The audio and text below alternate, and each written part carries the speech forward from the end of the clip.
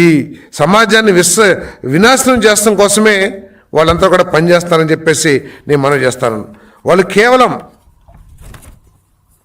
Telugu Desam party చేసే కార్యక్రమాలని వ్యతిరేకించడం కోసం వారి ఆలోచన ఏమిటంటే ఈ రాష్ట్రంలోకి ఎటువంటి పెట్టుబడులు రాకూడదు, ఈ రాష్ట్రంలో నిర్దిష్టమైన అభివృద్ధి ఏమీ జరగకూడదు, ఈ రాష్ట్రంలో యువత యువకులకి ఎటువంటి మేలు జరగకూడదు. దానికోసం విధ్వంసం సృష్టిస్తారు. పెట్టుబడిదారులు ఎవరైతే ప్రపంచవ్యాప్తంగా పెట్టుబడిదారులందరూ ఆంధ్రప్రదేశ్ వైపు చూస్తూ ఉంటే వాళ్ళలో ఒక భయాన్ని సృష్టించడానికి ప్రయత్నం చేస్తున్నారు. వారు ఎవరు కూడా ఇక్కడ పెట్టుబడులు పెట్టుకోకుండా మేము వస్తే మిమ్మల్ని అంతా కూడా మీ అంతు చూస్తాము, మీ సంగతి చూస్తాము, మిమ్మల్ని జైల్లో పెడతామని చెప్పేసి మరి మాట్లాడుతున్నారంటే వారు ఏ విధంగా మాట్లాడుతున్నారో వాళ్ళ ఉద్దేశం ఏంటో కూడా ఆలోచించాలని చెప్పేసి మనం చేస్తున్నాం. మనం చూసాం చాలా పార్టీలు ప్రతిపక్షంలో ఉన్నాయి, అధికార పక్షాన్ని వ్యతిరేకించారు, తీవ్రంగా వ్యతిరేకించారు.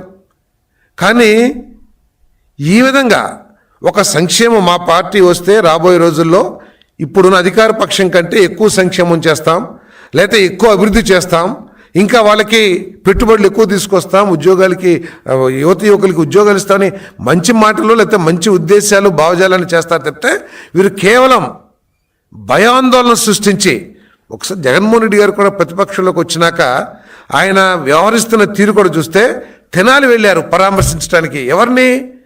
గంజాయికి బానిసయి ఆ చుట్టుపక్కల ప్రాంతాల్లో ప్రజల్లో భయాందోళన సృష్టిస్తున్న ఒక యువకుడిని పోలీసులు యాక్షన్ తీసుకుంటే అతన్ని పరామర్శిస్తానికి వెళ్ళొచ్చారు జగన్మోహన్ రెడ్డి గారు.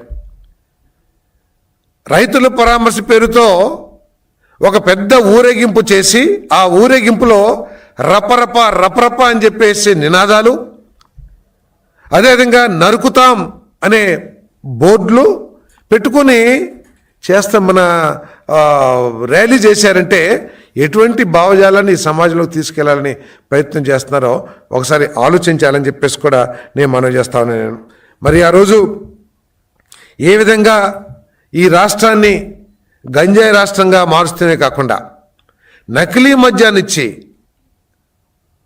దేశంలో అన్ని రాష్ట్రాలకి మద్యం విధానాలు ఉంటాయి. ఎక్కడా కూడా నకిలీ మద్యం లేకపోతే స్పూరియస్ మద్యం లేకపోతే క్వాలిటీ లేని మద్యాన్ని సప్లై చేయాలని ఏ రాష్ట్రం కూడా భావించదు తమ స్వార్థం కోసం.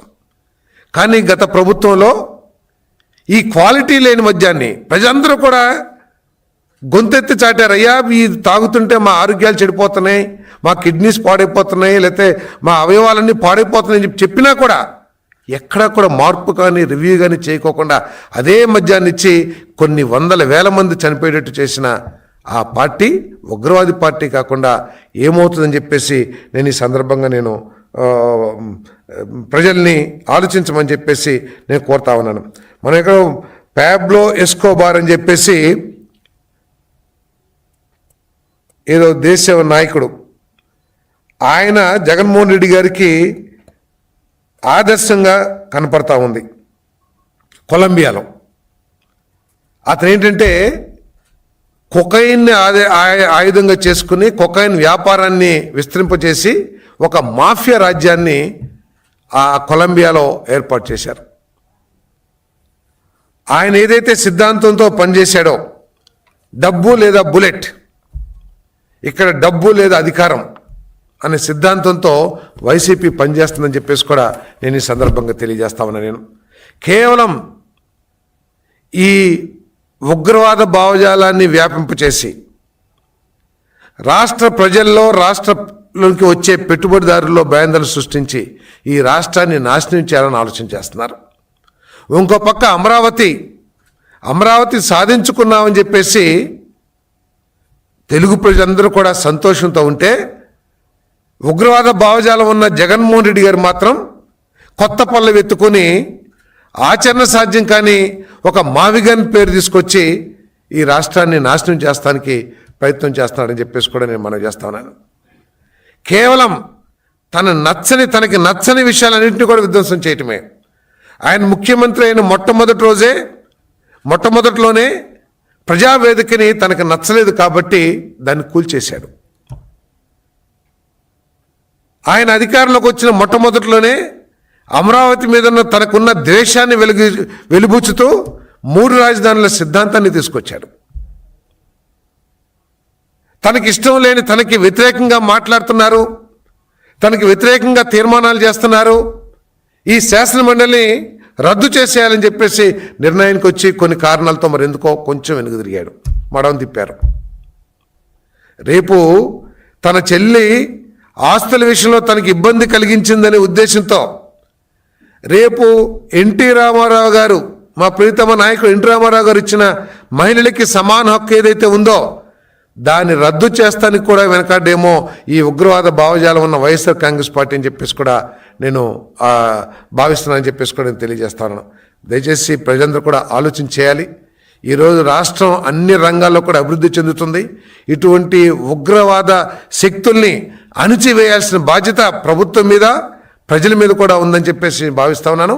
మీరు వారికి తగిన బుద్ధి చెప్పారు 11 సీట్లు ఇచ్చి, కానీ భవిష్యత్తులో అసలు నామరూపాల్లోకుండా చేయాల్సిన అవసరం కూడా ప్రజలు ఆలోచించాలని చెప్పేసి కూడా నేను మనవి చేస్తాను. ఈ రాష్ట్రంలో మరి ఈ రాష్ట్రాన్ని దేశంలో నెంబర్ 1గా చేయటానికి ప్రయత్నం చేస్తున్న చంద్రబాబు నాయుడు గారి నాయకత్వాన్ని బలోపేతం చేయాలి. ఇటువంటి ఉన్మాద శక్తులన్నింటినీ కూడా నాశనం చేయాలని చెప్పేసి కూడా నేను మనవి చేస్తా ఉన్నాను.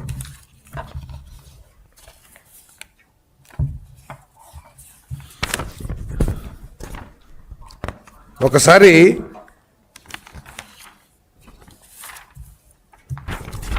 ఏ విధంగా 2019 ఎన్నికల్లో అధికారంలోకి రావటానికి వారి బాబాయ్ మరణాన్ని ఏ విధంగా వాడుకున్నారో ప్రజలందరూ కూడా ఆలోచించాలి. చనిపోయిన బాడీని చూస్తే ఏ విధంగా చనిపోయాడనే విషయం చిన్న పిల్లవాడికి కూడా అర్థమైపోతుంది. కానీ దారుణంగా హింసించబడ్డ వివేకానంద రెడ్డి గారి శవాన్ని చూసి గుండెపోటుతో చనిపోయాడని చెప్పేసి ప్రచారం చేయగలిగిన ఘనత వైఎస్ఆర్ కాంగ్రెస్ పార్టీది అనే విషయం కూడా ఈ ప్రజలు ఆలోచించాలి. కాబట్టి వీరు ఒకవేళ అధికారంలోకి వస్తే ఈ రాష్ట్రంలో ఎటువంటి అరాచక శక్తులు, అరాచక పరిస్థితులు, మరి ప్రజల్ని హింసించే పరిస్థితులు వస్తాయో ప్రజలందరూ కూడా ఆలోచించాలని చెప్పేసి మనం చేస్తా ఉన్నాను.